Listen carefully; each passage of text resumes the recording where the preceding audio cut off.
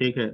ये लिटरल्स का पूछ रहे हैं कि लिटरल्स क्या क्या डेफिनेशन होगा, या अगर लिटरल्स पूछा जाए तो क्या जवाब देंगे, तो सर मैं जैसे। बताऊं?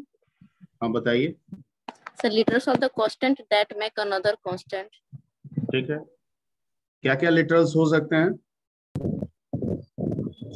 Alphabet, symbol, yes sir, alphabet, character. Symbols, digits, these are the literals.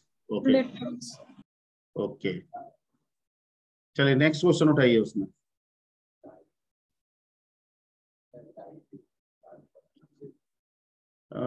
Type def actually आपको लोग को बताया गया था। स्ट्रक्चर में एलियास बनाने के लिए टाइप डेफ का यूज करते हैं सर। हाँ, जरूरी नहीं है कि हम स्ट्रक्चर में ही करें, कि ये एक पॉइंट यस हुआ सर। जो कि सही है।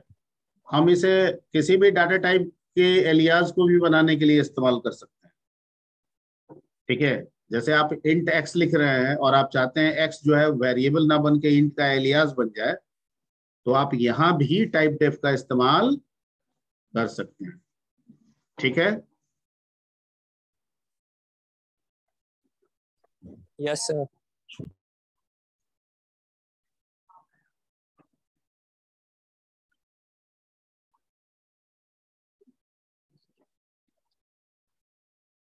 पहले आप लोगों का हम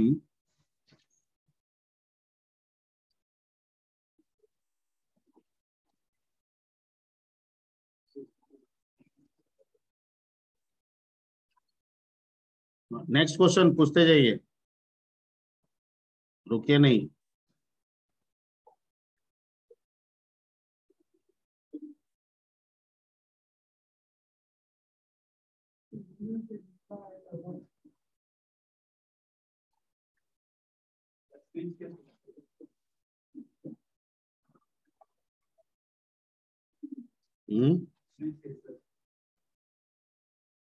स्विच केस आप लोग का जो हम पढ़ाए थे वो किस नाम से था जी? सी लैंग्वेज के नाम से था।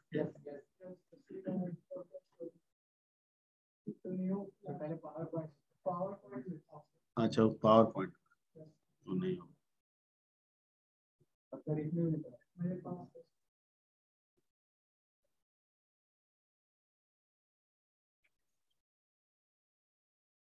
ये सब भी आप ही लोगों को पढ़ाए थे, ये जो पढ़ाया हुआ है ना? ना, ये आप लोग का नहीं, किसी और का बैच का। ठीक है, खैर एनीवे, टाइप डेफ के बारे में बता दिए। ठीक है, तो टाइप डेफ से हम क्या करेंगे, किसी भी डेटा टाइप का एलियास क्रिएट कर सकते हैं या किसी भी स्ट्रक्चर का एलियास क्रिएट कर सकते हैं। ठीक है, क्वेश्चन के मार्क्स के हिसाब से इसका जवाब दीजिएगा। छोटा क्वेश्चन होगा तो एलियास नेम डेटा टाइप से भी समझा दीजिएगा, इनफ है। बड़ा क्वेश्चन होगा, ठीक है, तो डाटा टाइप पे भी बात कीजिएगा, स्ट्रक्चर पे भी बात कीजिएगा। ठीक है, okay. Next, switch case. Actually क्या है कि स्विच केस एक तरह से अल्टरनेटिव यूज है, या एक कह सकते हैं कि एक कोरस्पॉन्डिंग स्ट्रक्चर है लैडर इफ का। ठीक है, तो जैसे आप लैडर इफ में क्यों यूज करते हैं, तो उसमें बताया गया था कि मल्टीपल कंडीशंस हो लेकिन सेटिस्फाई कोई एक हो, तो लैडर इफ की इस्तेमाल करेंगे। ठीक है, लेकिन लैडर इफ में क्या है ना, कि अगर कंडीशन रेंज वाइज हो तभी लैडर इफ सुटेबल हो जा रहा है, और अगर कंडीशन जो है किसी कांस्टेंट पे बेस्ड हो, ठीक है, तभी सुटेबल हो रहा है। लेकिन दिक्कत क्या है लैडर इफ में, कि कंडीशन को बार बार लिखना पड़ता है। जैसे फॉर एग्जांपल कि अगर हम डे नंबर इंटर करें और डे नेम प्रिंट करना है, तो लैडर इफ से बनाए तो if day is equal to 1 Monday, else if day is equal to 2 Tuesday, else if day is equal to, तो ये बार बार day equal to 1, day equal to 2, day equal to 3 लिखना पड़ रहा है। ठीक है, यहाँ पे क्या है कि हम जो वैल्यू दिए हैं वो डे में है, और चॉइसेस क्या है, 7 हैं, मैच किसी एक से होना है। ठीक है, तो कहता है कि अगर इसके कोरस्पॉन्डिंग में हम सेलेक्ट केस का, स्विच केस का इस्तेमाल करें, तो कहता है कंडीशन को बार बार आपको लिखने की जरूरत नहीं है। ठीक है, आपका तो कोई भी वैल्यू आएगा वो चॉइस के अकॉर्डिंग आएगा, या तो 1 to 7 में आएगा। ठीक है, नहीं आएगा तो इनवैलिड होगा। ठीक है, तो हम क्या करते हैं ना, हम कंडीशन नहीं बनाते, हम चॉइस वैल्यू डाल देते हैं। ठीक है, जैसे केस में आप दे दीजिए 1, केस में आप दे दीजिए 2, केस में आप दे दीजिए 3, ऐसे करके 1 to 7 दे दीजिए। और डे में जो भी वैल्यू डालेंगे वो जिससे भी मैच करेगा वो वाला ऑपरेशन परफॉर्म हो जाएगा, उसके बाद निकल जाएगा। ठीक है, यानी स्विच केस का इस्तेमाल जब भी हमको चॉइस बेस्ड ऑपरेशन को परफॉर्म करना हो, ठीक है, कंडीशनल हो लेकिन चॉइस बेस्ड हो। क्या हो? Choice based. 1 2 3 4 5। चॉइस भी यहाँ पे दो ही टाइप के वैल्यू से बनाया जा सकता है। आप किसी भी वैल्यू को यहाँ पे ले आएंगे तो नहीं काम करेगा, सिर्फ दो, एक इंटीजर, दूसरा कैरेक्टर। यानी केस में जो चॉइस बनेगा वो 1 2 3 4 5 6 हो सकता है, या केस का जो चॉइस होगा, ठीक है, जो स्विच का जो केस बनेगा उसमें जो वैल्यूज होंगे वो या तो A B C D E F G हो सकता है। इसके अलावा आप चाहिएगा कि केस 1.1 लिख दें, इनवैलिड। केस रवि लिख दें, इनवैलिड। सिर्फ दो ही वैल्यू वहां पे केस में जाएगा, एक इंटीजर, दूसरा कैरेक्टर। सर एक्सप्रेस सर बोलिए। एक्सप्रेस एक्सप्रेशन क्या होता है sir? Expression, yes sir, expression is a very operators. Combination of operands and operator is called expression. Like 2 plus 3 is expression. A plus B is an expression. C is equal to A plus B is an expression. समझ गए हैं? Yes sir. जैसे 2 plus 3 में 2 3 क्या हो गया? Operand हो गया। प्लस क्या हो गया? A plus B में A B क्या हो गया? ऑपरेंड हो गया। प्लस क्या हो गया? ऑपरेटर। ठीक है, C is equal to A plus B में प्लस और इक्वल क्या हो गया? ऑपरेटर। ठीक है, और C A B सब क्या हो गया? ऑपरेंड्स। ऑपरेंड वेरिएबल भी हो सकता है, ऑपरेंड कांस्टेंट भी हो सकता है।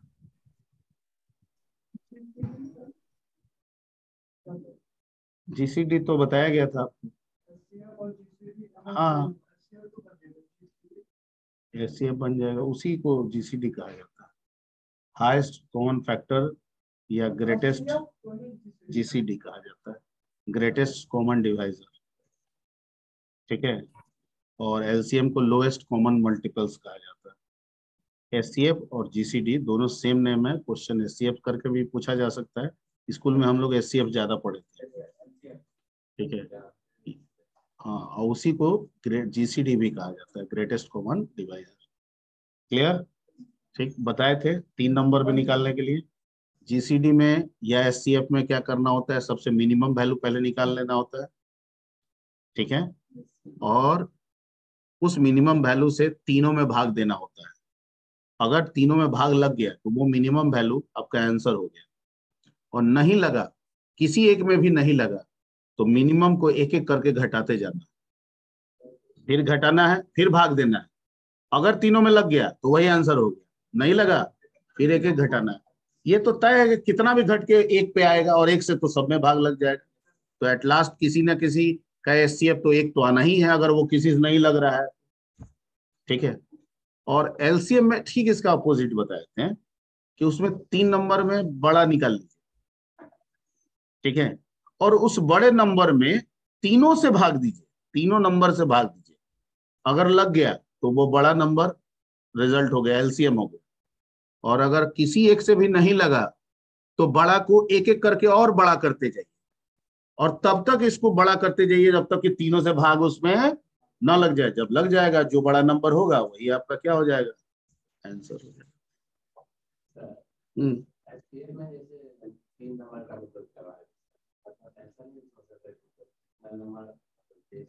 आप 5 नंबर में कीजिए। 5 नंबर में आपका कंडीशन 5 हो जाएगा। ठीक है, इफ आपका 4 चलेगा। ओके, इफ आपका 4 चलेगा। आप जितना नंबर का बनाना चाहे बना ले, लेकिन ज्यादातर 3 4 का ही पूछा जाता है, इससे ज्यादा नहीं। 2 3 का सबसे ज्यादा पूछा जाता है। सर आइडेंटिफायर को तो वेरिएबल को ही ना बोलेंगे सर? हाँ, किसी भी नाम को वेरिएबल को आइडेंटिफायर, हाँ, name of anything is called identifier. That may be variable name, that may be function name, that may be a structure name, that may be file name, that may be union name. ठीक है, जो भी नाम होगा वो क्या कहलाएगा? Identifier. ठीक, और उठाइए क्वेश्चन. सर बोलिए. सर यूनियन एक और बता दें सर. यूनियन एक बार बता दें.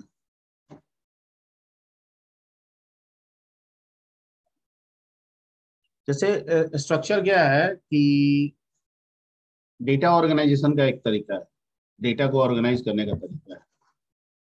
ठीक है, हमारा जो भी वर्क होता है वो डेटा टाइप के साथ होता है. कोई भी काम करना है, किसी भी वैल्यू पे काम करना है, उसके लिए या तो हमें इंट की जरूरत पड़ेगी, या तो फ्लोट की जरूरत पड़ेगी, या तो कैर की जरूरत पड़ेगी, या तो स्ट्रिंग की जरूरत पड़ेगी, तो लॉन्ग की जरूरत पड़ेगी, या डबल की जरूरत. सारा काम तो इसी पे होगा. ठीक है, आपका रोल है वही कैसा है तो इंटीजर है, आपका नेम है स्ट्रिंग है तो कैर लेंगे. मैं जो बोल रहा हूँ समझ में आ रही बात? आपका मोबाइल नंबर 10 डिजिट का है, ठीक है, नंबर भी ले सकते हैं, स्ट्रिंग भी बना सकते हैं, जैसे भी बने. मतलब किसी भी काम करने के लिए हमको क्या जरूरत चाहिए? डेटा. ठीक, तो ये तो एक ट्रूथ है. लेकिन हमेशा डेटा टाइप को जो लैंग्वेज प्रोवाइड कर रहा है उसके ओरिजिनल स्टेट को अगर हम यूज करते चले, ठीक है, और वो हमेशा आसान हो ऐसा भी नहीं है. मतलब हम उसका इंडिविजुअली इस्तेमाल करते चले और वो हमारे प्रॉब्लम को सॉल्व करता रहे, और हमारा हर प्रॉब्लम सॉल्व हो बिल्कुल इजीली तरीके से, ये भी जरूरी नहीं है. कभी कभी वो कॉम्प्लेक्स भी हो जाता है. ठीक है, और इसी कॉम्प्लेक्सिटी को रिड्यूस करने के लिए हमें डिफरेंट डेटा को क्या करने की जरूरत पड़ती होती, ऑर्गेनाइज करने की जरूरत पड़ती है. ठीक है, और इसी ऑर्गेनाइज करने की जरूरत में हम बहुत सारे डेटा को मिला के क्या बनाते हैं? एक डेटा बनाते हैं, जिसके लिए हमें जरूरत पड़ती है स्ट्रक्चर या यूनियन. ठीक है, जैसे फॉर एग्जाम्पल मान लीजिए आप 10, यहाँ पे कितने 10-12 से ऊपर हो गया, 12-15, यहाँ 15 स्टूडेंट बैठे हुए हैं, इनके आईडी को स्टोर करना है. तो सर आईडी क्या होगा? एक नंबर होगा. तो सर 15 आईडी में स्टोर करना है तो एक इंट आईडी 15 एरे ले लें, हो गया 15 आईडी स्टोर. ठीक है, फिर आया कहेंगे ना 15 का नाम भी स्टोर कीजिए. ठीक है, तो कैर, ठीक है, और उसका 15 का एरे बना लिए, साइज जो भी दे दिए, नाम भी हो गया, मोबाइल नंबर भी. ठीक है, फिर एक एरे बना लिए. सर ऐसे तो 50 डेटा होगा, तो ऐसे करेंगे तो हम कितना एरे बना देंगे? 50. और स्टूडेंट कितना बैठे हैं? 14. सब स्टूडेंट है, सबके साथ कॉमन इंफॉर्मेशन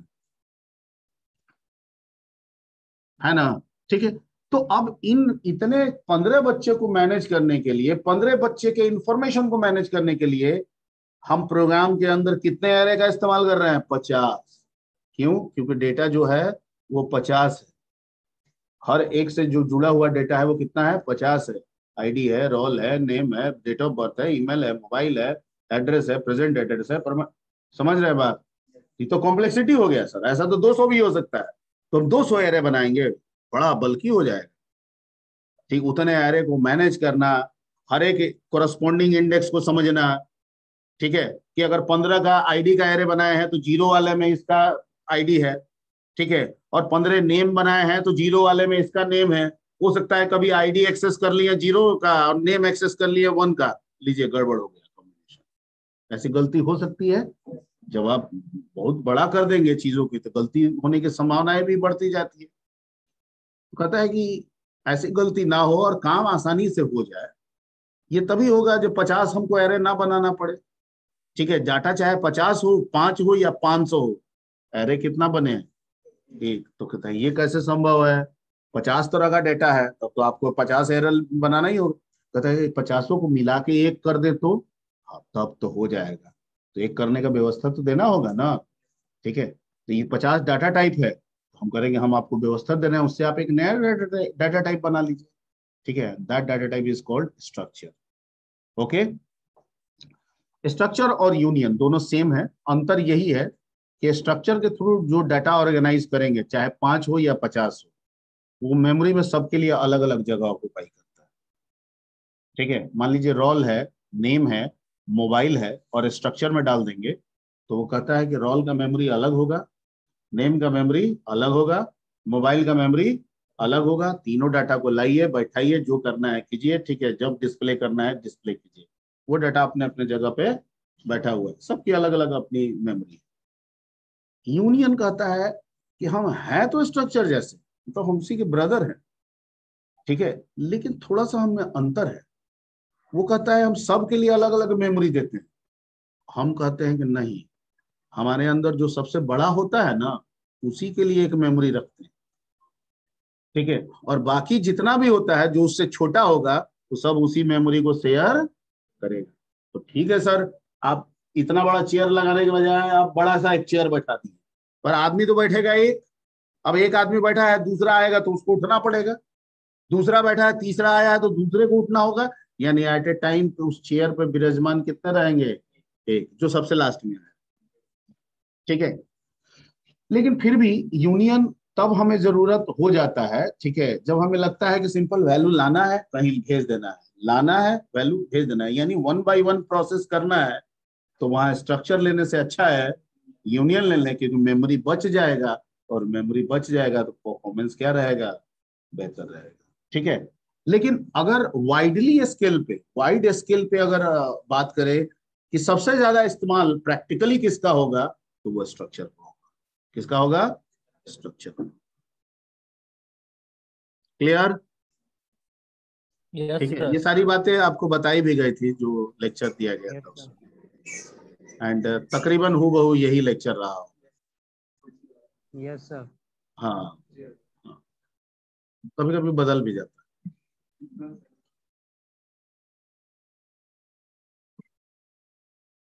हाँ, नेक्स्ट नेक्स्ट, बिना विलंब किए हुए 40 क्वेश्चन में से उठाइए, क्वेश्चन पूछते रहिए, पूरा अपने समय का प्रयोग कीजिए।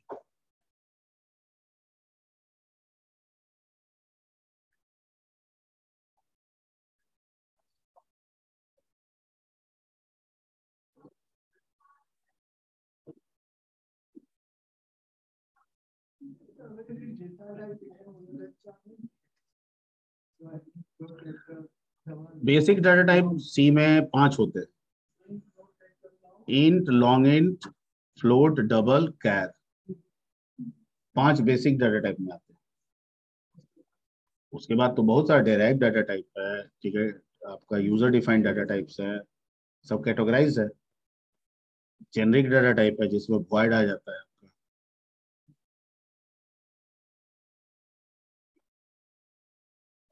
क्वेश्चन आगे, डोंट वेट, जितना पूछिएगा वो आपके लिए भला रहे।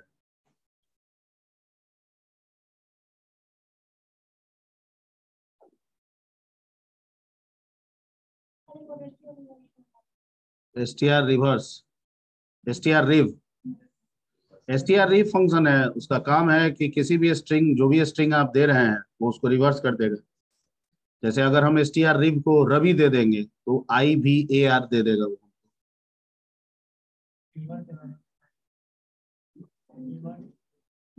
हाँ, कीवर्ड्स को रिजर्व वर्ड भी कहा जाता है, एंड रिजर्व का मतलब, जैसे this chair is reserve, so you can't sit in this chair, आपको पहले से पता है, ठीक है, कि this sit for teacher only, so this is reserve, मतलब आप इसका इस्तेमाल नहीं कर सकते, आप अपने किसी भी कामों के लिए इसका इस्तेमाल नहीं कर सकते। बस यही मतलब आपके प्रोग्रामिंग में भी होता है कि जो वर्ड्स रिजर्व होते हैं, जो प्रोग्रामिंग लैंग्वेज के द्वारा दिए जाते हैं, ठीक है, ऐसे वर्ड्स, और ऐसे वर्ड्स रिजर्व होते हैं क्योंकि इनका अपना मीनिंग होता है, अपना पर्पस होता है, अपना वर्क होता है। इनको उसी काम के लिए यूज किया जा सकता है जिसके लिए इसको बनाया गया।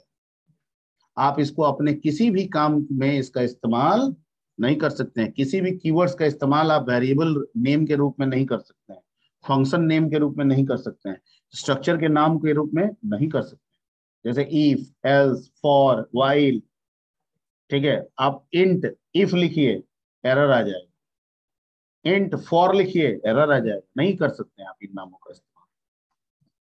क्लियर, टोटल 32 कीवर्ड्स होते हैं, लेकिन स्टैंडर्ड के हिसाब से हम लोग जो पढ़ते हैं वो आंसी स्टैंडर्ड। क्या है? ANSI standard. और सी को 2 बार स्टैंडर्डाइज किया गया है, ठीक है, हो सकता है ज्यादा बार भी किया गया हो, 2 मेरे को रिमेम्बर है 100%, जिसमें एक 89 को किया गया, 89 में किया गया, ठीक है, और जिसको C90 कहा गया, मतलब 89 में किया गया होगा, पब्लिश होते होते 90 हो गया होगा, इसका वर्जन को नाम दे दिया गया C90। इसी को आंसी सी भी कहा जाता है। क्या कहा जाता है? आंसी सी। इसके मुताबिक 32 कीवर्ड्स होते हैं। कितने कीवर्ड्स होते हैं? 32 कीवर्ड्स। और प्लेटफॉर्म जो है वो 16 बिट। कितना बिट? 16 बिट। ओके। और इसके बाद C99 यानी 9 साल बाद एक स्टैंडर्डाइज किया गया, उसमें 5 कीवर्ड्स बढ़ गए, 37, और बिट भी 16 से बढ़ा के 32 कर दिया गया। तो जो C99 वर्जन को अडॉप्ट करते हैं उसमें इंट की साइज 2 बाइट से 4 बाइट हो जाती है। जैसे कुछ डेव सी या कुछ आईडीज है जिसमें आपका 4 बाइट दिखाता है। हाँ जी। एंड नेक्स्ट टोकन के बारे में सर। टोकन के बारे में टोकन क्या है भाई? मिठाई के दुकान में जाते हैं, रसगुल्ला का टोकन लेते हैं, समोसा का टोकन लेते हैं, ठीक है, पेड़ा का टोकन लेते हैं ना। यस। तो वो टोकन क्या रिप्रेजेंट करता है? उस मिठाई के दुकान का इंडिविजुअल एंटिटी, स्मॉल एंटिटी, ठीक है, कि भाई ये दुकान इन्हीं छोटे छोटे टोकन से मिलके बना हुआ है। तो ऐसे प्रोग्राम में जो छोटे छोटे चीज यूज करते हैं उन्हीं को हम लोग टोकन्स कहते हैं। वो वेरिएबल हो सकता है, ऑपरेटर हो सकता है, कांस्टेंट हो सकता है, फंक्शन हो सकता है, ठीक है। Yes sir. Next sir function बता देते हैं। फंक्शन, ठीक है। यस। जैसे सी लैंग्वेज जो है वो 3rd generation language, 3rd GL में, ठीक है। तो जैसे जैसे लैंग्वेज का जनरेशन बढ़ता गया, चलता गया, जिसमें तरह तरह के ट्रांसलेटर दिए गए, तरह तरह की सुविधाएं लिखने की, प्रोग्राम लिखने की सुविधाएं दी गई, इसी साथ साथ में पैरेलली प्रोग्राम का स्टाइल भी जनरेट होता गया कि प्रोग्राम लिखेंगे कैसे, लिखने का तरीका क्या होगा, नहीं समझे? स्ट्रक्चर, स्टाइल, इसको अप्रोच भी कहा जाता है, ठीक है। तो शुरुआती दौर में अप्रोच, मशीन लैंग्वेज जब था तो उस समय अप्रोच जो चलता था उसको बोलते थे लीनियर। मतलब कोई भी काम करना है एक ही प्रोग्राम होगा, इंस्ट्रक्शन लिखते जाइए, ठीक है, पहला दीजिए कंप्यूटर फॉलो किया, काम किया, दूसरा दीजिए कंप्यूटर फॉलो किया, काम किया, ठीक है, लेकिन दूसरा दिए तो पहला भूल गया। अब फिर तीसरे में पहला वाला काम करना है, कोई उपाय नहीं है, दोबारा लिखिए। 10 बार काम करना है, 10 बार लिखिए। 100 बार काम करना है, 100। सर तो बहुत बल्कि प्रोसेस हो जाएगा, ठीक है, ओके। बाद में सोचा गया कि इसको आसान कैसे किया, ठीक है। ये जो एक ही चीज को हम सैकड़ों हजारों बार करेंगे और प्रोग्रामर हमसे हजारों बार का पैसा लेगा, ठीक है, तो सही बात नहीं है, एक्सपेंसिव भी हो जाएगा, ठीक है। तो हुआ कि यहाँ पे 2 गड़बड़ी है। एक गड़बड़ी ये है कि आप हॉल दे दिए और 10 बैच बैठा दिए उसमें पढ़ने के लिए, तो गड़बड़ तो होगा ही, ठीक है। आसान कैसे किया जाए? तो उस हॉल को 10 रूम में बांट दीजिए, ठीक है। इस अप्रोच को नाम दिया गया मॉड्यूलर अप्रोच। क्या नाम दिया गया? Modular approach. Somewhere it is called a structural approach भी कहा जाता है, ठीक है। मॉड्यूलर अप्रोच कहिए। मॉड्यूलर अप्रोच यानी एक बड़े प्रोग्राम को छोटे छोटे टुकड़े में बांटने की फैसिलिटी ले आई। क्लियर? क्योंकि एक बड़े प्रोग्राम के अंदर सारा काम हो रहा है। अगर एक प्रोग्राम हम अर्थमेटिक्स ऑपरेशन का बना रहे हैं तो उसके अंदर एडिशन है, उसके अंदर सब्ट्रैक्शन है, उसके अंदर मल्टीप्लिकेशन है, उसके अंदर डिवीजन है। हम किसी एक ऑपरेशन का इस्तेमाल एक बार भी कर सकते हैं, 1000 बार भी कर सकते हैं, हमारे ऊपर डिपेंड कर रहा है, ठीक है। अगर एक के अंदर करेंगे तो रिडंडेंसी होगा, एक ही चीज को बार बार लिखना होगा, क्योंकि एडिशन करके सब्ट्रैक्शन पे गया तो एडिशन भूल गया, फिर उसके बाद एडिशन करना है, फिर लिखिए, फिर एडिशन करना है, फिर लिखिए, ठीक है। तो मॉड्यूलर अप्रोच में हुआ कि नहीं, प्रोग्राम को छोटे छोटे पार्ट में डिवाइड पहले करने की फैसिलिटी मिलनी चाहिए। यानी हॉल बड़ा हॉल है, उसको हमको रूम बनाने की फैसिलिटी दी, और हर रूम सेपरेट, हर रूम का अपना एक इंडिविजुअल एंटिटी। ओके, और उस रूम तक पहुंचने के लिए एक कॉरिडोर आप बना दीजिए। क्या बना दीजिए? कॉरिडोर। घुसिए, जिस रूम में जाना है जाइए। ठीक है, अब हमको कोई कहा एडिशन, तो हम एडिशन वाले रूम में कॉल करेंगे, भैया ऑपरेशन कर दो। फिर कहा सब्ट्रैक्शन, सब्ट्रैक्शन वाले को कॉल कर लेंगे। फिर कहा एडिशन, फिर एडिशन वाले को कॉल कर लेंगे। अब हमको इंस्ट्रक्शन बार बार लिखने की जरूरत नहीं है। ठीक है, ये हो गया। इस अप्रोच को क्या कहेंगे, मोटा मोटी आपको समझाना है, बाकी चीजें पहले जब पढ़ाए थे समझाए थे आपको और याद भी आ रहा होगा। तो इसको मॉड्यूलर अप्रोच कहते हैं। अब प्रोग्रामेटिकली इस मॉड्यूल को दो नाम से जाना गया, फंक्शनल एंड प्रोसीड्यूरल। ठीक है, हो सकता है किसी किसी में तीन नाम भी दे दिया जाता है, एक सब रूटीन का भी कंसेप्ट इसमें डाल दिया जाता है, जैसे लोग फॉर और को में ना सब रूटीन के रूप में करते हैं। हम लोग दो समझेंगे, फंक्शनल एंड प्रोसीड्यूरल। क्लियर? ठीक, दोनों सेम है। यानी एक बड़े रूम को, एक हॉल को रूम में डिवाइड करना, वो प्रोसीजर भी हो सकता है, वो फंक्शन भी। फिर दो क्यों है, एक ही होता? तो कहता है एक अंतर है, वो समझना है, और वो भी रिक्वायरमेंट के हिसाब से सोचा गया। मतलब आपकी जरूरत ऐसी हो सकती है इसलिए सोचा गया, नहीं तो एक ही बनाया जाता। जो फंक्शन है वो कहता है कि अगर ऐड वाले रूम में इंटर कीजिएगा और वो फंक्शन है, और उसको कहिएगा 2 3, एक स्लिप दे दीजिएगा उसको कि 2 3 को ऐड करो, तो चूंकि वो ऐड कर रही, उसका काम ही है ऐड करना, हम उसको स्लिप दे दिए 2 3, वो ऐड कर दिया, हमको बता दिया रिजल्ट 5। अब पर्ची जो दिए थे 2 3 ने उस पर लिख दिया 5, तो मेरे पास जब पर्ची आया तो उसमें क्या लिखा हुआ है, हम उसमें 2 जोड़ दें तो क्या हो जाएगा, 1 घटा दे तो क्या हो जाएगा। मतलब हम उस रिजल्ट पे जोड़ घटाव गुना भाग अपनी जरूरत के हिसाब से कर सकते हैं। ये फंक्शन का नेचर है कि फंक्शन जब काम करता है रिजल्ट देता है, रिटर्न करता है। ठीक है, और प्रोसीजर कहता है कि मैं भी वैसा ही हूं, मुझे भी पर्ची दीजिएगा तो मैं काम करूंगा, वही काम करूंगा। ठीक है, आप 2 3 दीजिएगा, मेरा काम प्लस का है, मैंने कर दिया, आपको बता दिया 5, लेकिन उस पर्ची पे मैं 5 नहीं लिखूंगा क्योंकि ये मेरा नेचर नहीं है। तो जब पर्ची वापस आया तो उसमें 2 और 3 ही लिखा हुआ है, उसमें 5, तो मतलब कोई आप फर्दर ऑपरेशन नहीं कर सकते हैं। ठीक है, तो जो हमारी जरूरतें हैं ना, कहीं पर रिटर्न होता है, कहीं पर रिटर्न नहीं होता है, इसके आधार पर हम फंक्शन और प्रोसीजर दोनों का इस्तेमाल करेंगे। लेकिन एक और भी कॉमन बात है कि जो फंक्शन है उसको वैल्यू रिटर्न करने से रोका जा सकता है, ऐसा फैसिलिटी दिया है। ठीक है, हम रोक सकते हैं, ये यूज नहीं कर सकते हैं। इसका मतलब है, हेलो आप कौन? सर अभी मैं बहुत बिजी हूँ, क्लास में हूँ। ठीक है ना, 1 घंटे के बाद बात कीजिए।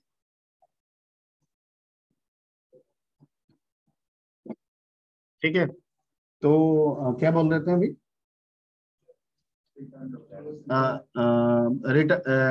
रिटर्न। ठीक है, तो हमारी जो जरूरत है वो रिटर्न वाइज भी हो सकता है, नहीं भी हो सकता है, लेकिन एक और भी ट्रूथ इसमें है कि जो फंक्शन है उसे हम रिटर्न करने से रोक सकते हैं, ऐसा उसका नेचर में हम बना सकते हैं। ठीक है, या अगर वो कहे कि हम अपने नेचर को नहीं बदलेंगे तो तुम करो रिटर्न, हम यूज ही नहीं करेंगे।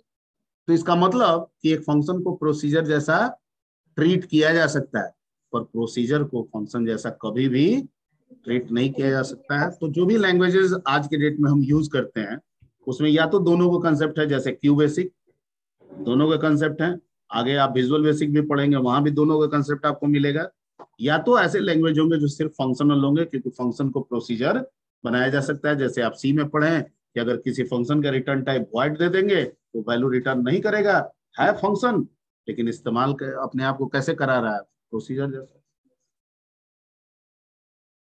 क्लियर? ठीक है, ओके, और बोलिए। क्लास है इसके बाद किनका?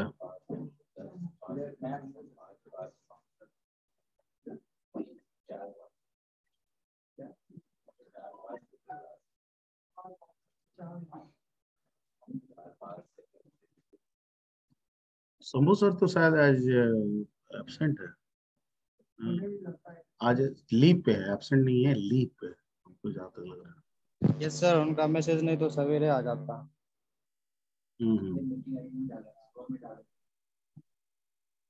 और क्वेश्चन है तो पूछ लीजिए 10 मिनट,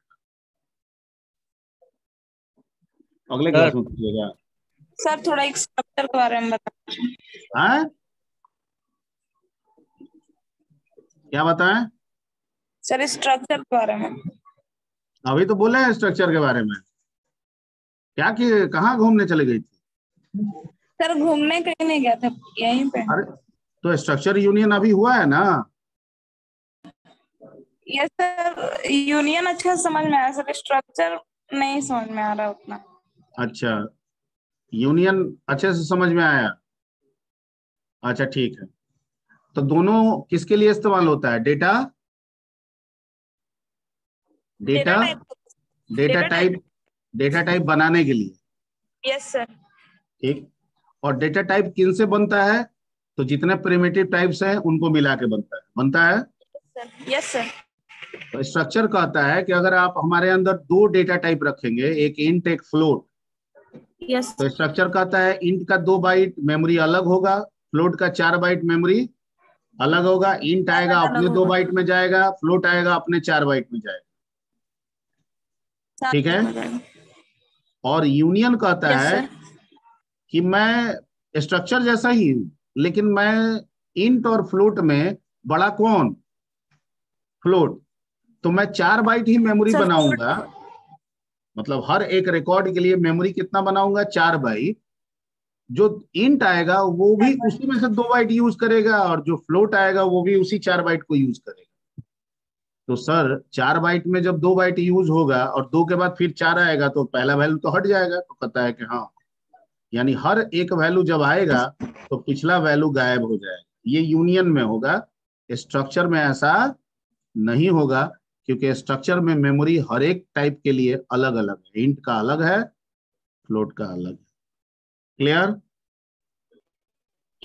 यस सर। चलिए, और यस सर। और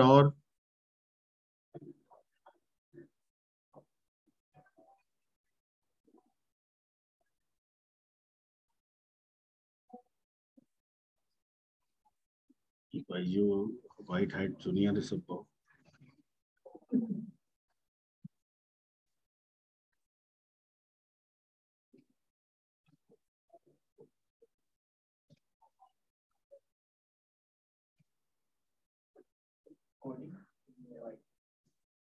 सारे 50 गो डेमो देता है रिकॉर्डिंग में। सर स्क्वायर रूट के बारे में बता दीजिए ना थोड़ा। अच्छा ठीक ठीक। सर स्क्वायर रूट के बारे में। Yes sir. स्क्वायर रूट तो फंक्शन है, math.h में आपका फंक्शन डिफाइन है, प्री डिफाइंड फंक्शन है, और इसका काम है स्क्वायर रूट वैल्यू निकालना। अगर 49 देंगे तो ये 7 देगा, 7.0 देगा, फ्रैक्शनल वैल्यू देता है, फ्लोट में वैल्यू देता है। ठीक है, फ्लोट नहीं, सॉरी, डबल टाइप में इसका रिटर्न होता है। तो 7.0 आएगा। इसका क्या आएगा? 49 देंगे तो रिजल्ट देगा 7.0, 48 देंगे तो वही 6 पॉइंट समथिंग समथिंग आएगा। Yes sir. ठीक है। Yes sir. Okay, pre defined है, सी दे रहा है, हम नहीं दे रहे हैं। सी math.h में ये डिफाइन है पहले से। जब भी SQRT यूज करेंगे कौन सा हेडर फाइल यूज करना होगा? math.h। ठीक, चलिए अगला क्वेश्चन। विनायक भाग गया क्या? तो विनायक आज नहीं आया। नहीं आया था सर, मतलब उसका तबीयत ना थोड़ा खराब है। हाँ, गड़बड़ चल रहा है आजकल।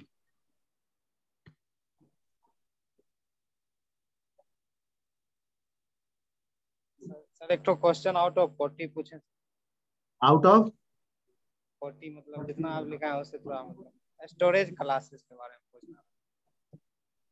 तो पूछ सकते हैं स्टोरेज क्लास में, क्या बोलिए। तो उसमें एक्सटर्न होता है एक सर। हाँ, तो एक्सटर्न क्या होता है ना कि वैसे ग्लोबल डाटा बनाने का एक तरीका होता है कि किसी भी ग्लोबल डाटा को अगर बनाना है तो उसको टॉप ऑफ द प्रोग्राम लिख दीजिए, हेडर फाइल लिखे, उसके बाद लिख दीजिए int x is equal to 12 या int x, तो वो बन गया ग्लोबल। अगर वैल्यू असाइन नहीं किए हैं तो बाय डिफॉल्ट वो 0 से हो जाएगा, जबकि ऑटो वाला में गार्बेज होता है और इसमें क्या हो जाएगा 0। क्या समझे? ग्लोबल डाटा किसको कहते हैं? जिसको कहाँ ले जाके लिख देते हैं? हेडर फाइल के बाद। हेडर फाइल के बाद, और उसके बाद सारा काम हमारा होता है। वैसे डाटा को क्या कहेंगे? ग्लोबल। ठीक है। लेकिन अगर हम दो फंक्शन के बाद, किसी फंक्शन के अंदर नहीं, सेपरेटली दो फंक्शन के बाद सेपरेटली अगर किसी डेटा को लिख दें तो क्या वो ग्लोबल होगा? तो कहता है कि उसके बाद जो फंक्शन है उसके लिए तो वो ग्लोबल जैसा करेगा, लेकिन ऊपर वाला के लिए वो कहेगा ये तो हम समझ ही नहीं रहे, क्योंकि सी कहता है कि वेरिएबल डिक्लेरेशन का काम हमेशा ऊपर में होना चाहिए, शुरू में होना चाहिए, चाहे फंक्शन के अंदर हो या फंक्शन के बाहर। आप कह रहे हैं कि दो फंक्शन के डिफाइन करने के बाद हम डिक्लेयर करेंगे, ठीक है, तो कहता है कि ये नहीं होगा, लेकिन कहता है कि हमारी रिक्वायरमेंट ऐसे ही है। क्या है? ऐसे ही है। तो वैसे केस में क्या कहता है कि ऊपर के किसी फंक्शन में, ठीक है, आप किसी लोकल डेटा को डिफाइन कीजिए, डिक्लेयर कीजिए और उसमें एक्सटर्न लगा दीजिए। क्या लगा दीजिए? एक्सटर्न। एक्सटर्न। तो कंपाइलर को ये समझा रहे हैं कि ये दिख रहा है लोकल, लेकिन ये है ग्लोबल। आगे आप बढ़ोगे तो कहीं पे ये दोबारा डिक्लेयर तुमको मिलेगा, तो तुम उसे ग्लोबल समझ लेना। क्या समझ लेना? ग्लोबल। ठीक है। तो इस तरह से करने से हम आगे उसी वेरिएबल को दोबारा, ठीक है, ग्लोबली डिक्लेयर करके काम कर सकते हैं। That is the meaning of extern. Thank you sir.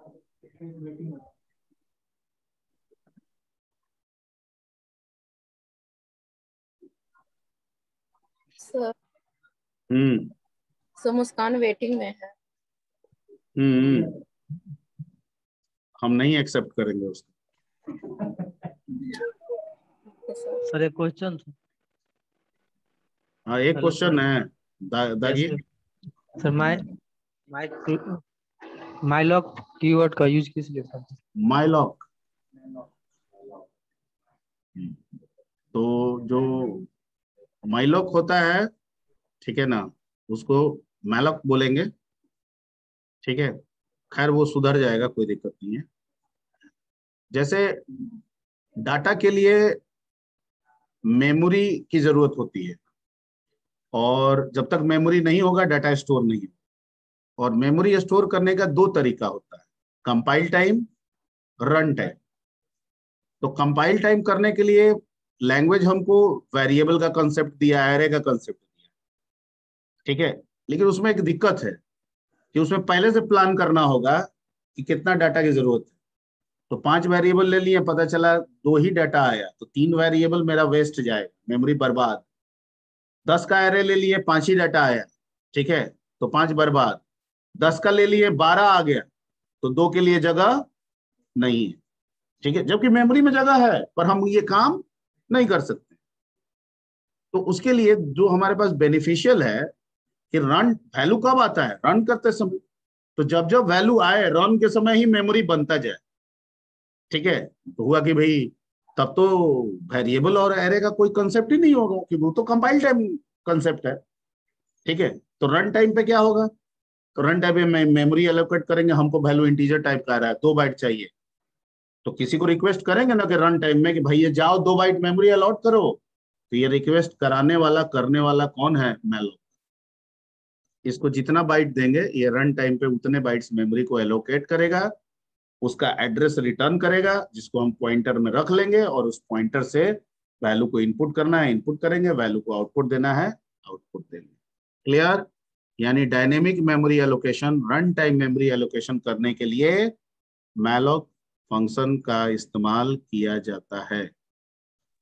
Sir कैलोक और मेलोक में क्या अंतर? मैलोक में जो मेमोरी एलोकेट होता है रन टाइम में, वो गार्बेज वैल्यू होल्ड करता है, जस्ट लाइक योर वेरिएबल। और कैलोक के केस में, ठीक है, अगर न्यूमेरिक लेते हैं तो वो 0 इनिशियलाइजेशन कर देता है।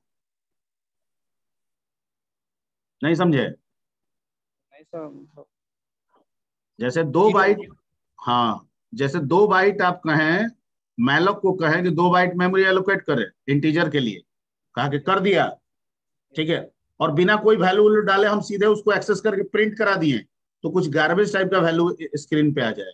यस और सेम काम हम कैलॉक को भी कहें, वो कहा कि 2 बाइट कर दिए, ठीक है, और बिना कोई वैल्यू डाले उसको प्रिंट करेंगे तो 0 दिखाएगा, यस समझ गया। क्योंकि वो कहता है कि हम गार्बेज नहीं रखते हैं, हम इनिशियलाइज किससे कर देते हैं, 0 से। Okay sir. ठीक है। यस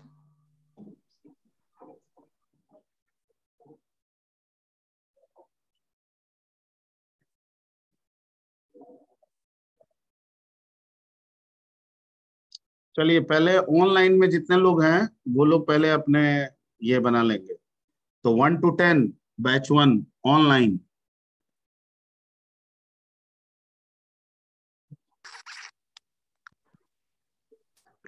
सर 7 हाँ क्या बोले? 7 7, ठीक। 8 8, 11 to 20, 13 सर। 13, 15, 17, 20 ठीक सर। है। अभी हम क्या बोले हैं, ऑनलाइन में जितने लोग हैं वो बोलेंगे, 20 सर। हाँ 20, 20 हाँ 20, 21 to 30, 28 सर। 28, 22 और 25 22, 25, 31 to 40, sir 39, 41 to 50, sir 38, 37 sir. 38, 37, 40 से sir 42 40, 42, yes sir. 51 to 60, sir roll number 50 54 50, 54, 56 56, Batch 2 1 to 10, 2 sir. 2, 8 sir, sir 4 7 sir, 10 sir, 7, 1 minute recording of कर